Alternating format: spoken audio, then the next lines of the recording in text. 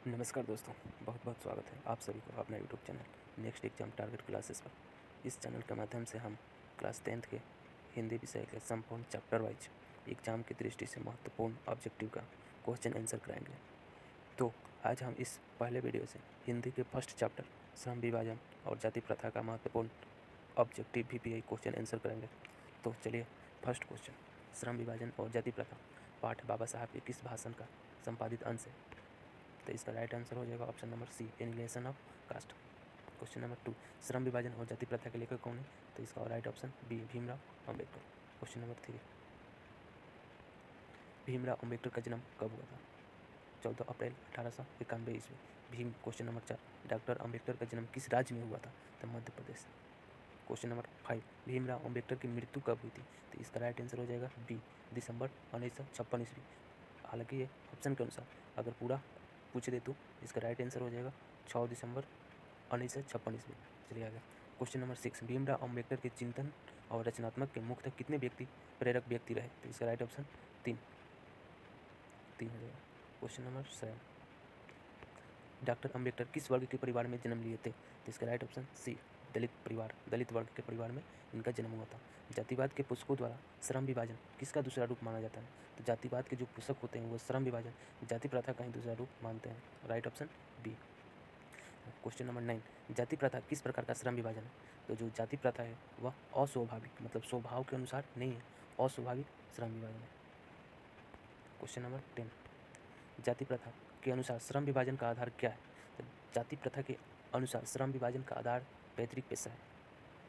Question number 11, श्रम विभाजन और जाति प्रथा शीर्षक किनके द्वारा हिंदी में रूपांतरित है? तो आप लोग जानते हैं श्रम विभाजन और जाति प्रथा पाठ के लेखक डॉक्टर भीमराव अंबेडकर साहब हैं, लेकिन उनके इस भाषण को हिंदी में किनके द्वारा अनुवाद किया गया, यहाँ पर ये पूछा जा रहा है। तो इसका राइट ऑप्शन सी हो जाएगा, ललाई सिंह यादव। क्वेश्चन नंबर 12, जाति प्रथा मनुष्य के पेशों को किस प्रकार प्रभावित करती है? तो जो जाति प्रथा है ना, वह मनुष्य के जीवन भर के लिए एक ही पेशे में बांध देती है। अर्थात जिस जाति में जिस व्यक्ति का जन्म हुआ और उसी जाति से रिलेटेड जो श्रम पैतृक दर पैतृक किया जाता है उसी श्रम को करना पड़ता है। इसी तरह जाति प्रथा मनुष्य के पेशे को जीवन भर के लिए एक ही पेशे में बांध देती है। तो इसका राइट आंसर हो जाएगा question number B, option number B. Question number 13, विडम्बना का अर्थ क्या है? तो यहाँ पर विडम्बना का अर्थ उपहास हो जाएगा। क्वेश्चन नंबर 14, सच्चे लोकतंत्र का पर्याय है? ऑप्शन नंबर सी, भाईचारा की तरह रहना, मिलजुल कर रहना। क्वेश्चन नंबर 15, भीमराव अंबेडकर के प्रेरकों के क्या नाम थे? मतलब इनके 3 चिंतन और प्रेरणात्मक व्यक्ति थे, उनका क्या नाम था? तो फर्स्ट नंबर बुद्ध, कबीर, ज्योतिबा फुले। तो इसका राइट ऑप्शन सी हो जाएगा। क्वेश्चन नंबर 16, बाबा साहब अंबेडकर संपूर्ण वाङ्मय नाम की पुस्तक कितने खंडों में प्रकाशित हो गई है? तो इसका राइट ऑप्शन सी, 21 खंडों में प्रकाशित हो चुकी है। क्वेश्चन नंबर 17, लाहौर का वार्षिक सम्मेलन कब हुआ था? तो लाहौर का वार्षिक सम्मेलन सन 1936 ईस्वी में हुआ था। Question number 18, doctor Bhimrao Ambedkar की रचनात्मकता के प्रेरक व्यक्ति थे? तो इस चारों ऑप्शन से ही हमें बताना है कि भीमराव अंबेडकर की रचनात्मकता के प्रेरक व्यक्ति कौन थे। तो अभी इसके पहले जस्ट पढ़े, इनके रचनात्मक 3 व्यक्ति थे, कबीर, बुद्ध, ज्योतिबा फुले। तो इसमें से राइट ऑप्शन हो जाएगा option number B. Question number 19, किनके प्रोत्साहन पर बाबा साहब उच्चतर शिक्षा हेतु न्यूयॉर्क गए? तो बड़ौदा नरेश के प्रोत्साहन पर बाबा साहब न्यूयॉर्क उच्चतर शिक्षा प्राप्त के लिए गए थे। तो किनके? Right option C, Baba Baroda Naresh. Question number 20, Buddha and his धाबा के लेखक कौन है? तो डॉक्टर भीमराव अंबेडकर। भीमराव अंबेडकर की रचना कौन है निम्न में? क्वेश्चन नंबर 21, तो ऑप्शन हो जाएगा A, the rise and fall of the Hindu woman. Question number 22, doctor Bhimrao Ambedkar के अनुसार जाति प्रथा श्रम विभाजन के साथ साथ और किसके विभाजन का रूप लिए हुए? तो भीमराव अंबेडकर के अनुसार जाति प्रथा श्रम विभाजन के साथ साथ श्रमिकों का भी विभाजन हो गया है। तो राइट ऑप्शन ए हो जाएगा, श्रमिक विभाजन। क्वेश्चन नंबर 23, भारत की जाति प्रथा की विशेषता है? तो क्या है जाति प्रथा की विशेषता? या श्रमिकों का अस्वाभाविक विभाजन। श्रमिकों का कैसा विभाजन? अस्वाभाविक विभाजन, मतलब वह अपने अपना इच्छानुसार अलग अलग काम नहीं कर सकता है जाति प्रथा में। क्वेश्चन नंबर 24, जाति प्रथा स्वाभाविक श्रम विभाजन नहीं है क्योंकि यह मनुष्य की रुचि पर आधारित नहीं है, यह मनुष्य की इच्छाओं पर आधारित नहीं है। जो मनुष्य जो काम को करना चाहेगा वह नहीं कर सकता है जाति प्रथा के अनुसार। तो जाति प्रथा स्वाभाविक श्रम विभाजन नहीं है क्योंकि यह मनुष्य की रुचि पर आधारित नहीं है, तो इसका राइट ऑप्शन डी हो जाएगा। अब क्वेश्चन नंबर 25, लेखक आज के उद्योगों में गरीबी और उत्पीड़न से भी बड़ी समस्या किसे मानते हैं? तो लेखक आज के उद्योगों में गरीबी और उत्पीड़न से भी बड़ी समस्या किसको मानते हैं? और निर्धारित कार्य को अरुचि के साथ विवशतावश करना, राइट ऑप्शन ए अरुचि। मतलब उद्योगों से, आज के उद्योगों में गरीबी और उत्पीड़न से भी बड़ी समस्या क्या है? समस्या यही है कि उसकी अरुचि, मतलब वो बिना इच्छा के अनुसार काम करना। क्वेश्चन नंबर 26, कौन सी व्यवस्था मनुष्य के प्रशिक्षण अथवा उसकी निजी क्षमता का विचार किए बिना ही उसका पेशा निर्धारित कर देता है? तो इसका राइट ऑप्शन हो जाएगा ए जाति व्यवस्था। यह किस व्यवस्था में होता है? तो जाति व्यवस्था मनुष्य के प्रशिक्षण अथवा उसकी निजी क्षमता का विचार किए बिना ही पेशा निर्धारित कर ही देता है।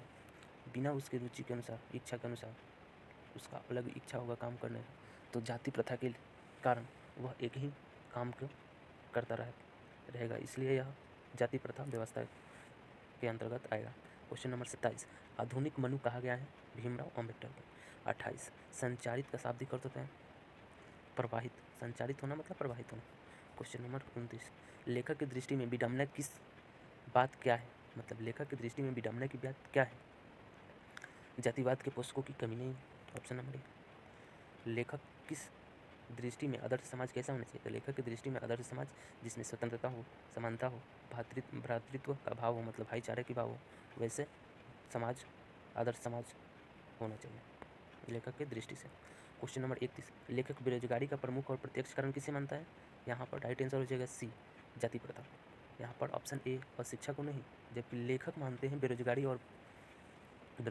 का प्रमुख और प्रत्यक्ष कारण किसको? जाति प्रथा को। क्वेश्चन नंबर 32, भीमराव अम्बेडकर का जन्म कहाँ हुआ था? तो भीमराव अम्बेडकर का जन्म ऑप्शन नंबर ए महू गांव के मध्य प्रदेश राज्य में हुआ था। क्वेश्चन नंबर 33, डॉक्टर अम्बेडकर ने किस पत्रिका का संपादन किया था? तो इसका राइट आंसर हो जाएगा सी बहिष्कृत भारत। क्वेश्चन नंबर 34, भारतीय संविधान के निर्माता के रूप में हम किन्हें जानते हैं? ये तो सभी कोई जानता है, option number B Bhimrao Ambedkar को। Question number 35, doctor Bhimrao Ambedkar का वाङ्मय हिंदी के कितने खंडों में प्रकाशित हो चुकी है? इसका राइट आंसर हो जाएगा ऑप्शन नंबर डी 21 खंडों में प्रकाशित हो चुकी है। आधुनिक सभ्य समाज कार्य कुशलता के लिए किसे आवश्यक मानते हैं? तो आधुनिक मतलब आजकल के ज़माने में समाज में कार्य कुशलता के लिए क्या जरूरी है? तो श्रम विभाजन जरूरी है, मतलब जिसका जो मन करे वो काम कर सकता है, तो इसका राइट आंसर हो जाएगा श्रम विभाजन। Question number 37, doctor Bhimrao Ambedkar के पिता का क्या नाम था? तो डॉक्टर भीमराव अम्बेडकर के पिताजी का नाम था रामजी सकपाल तथा इनके माता जी का नाम, क्वेश्चन नंबर 38, भीमराव अम्बेडकर के माता का नाम क्या था? तो option number D Bhimabai. Question number 39, doctor Ambedkar ने पीएचडी की उपाधि कब प्राप्त की थी? तो डॉक्टर अम्बेडकर जी ने पीएचडी की उपाधि 1916 ईस्वी में प्राप्त की थी। Question number 40, the caste in India their mechanism किन की रचना है?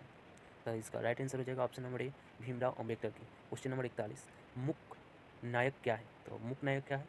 तो यह डॉक्टर भीमराव अम्बेडकर द्वारा संधारित रचित पत्रिका है, जो कि राइट ऑप्शन बी होगा। क्वेश्चन नंबर 42, आधुनिक सभ्य समाज में कार्य कुशलता के लिए किसको आवश्यक मानते हैं? तो आजकल के ज़माने में कार्य कुशलता के लिए किसको आवश्यक मानेंगे?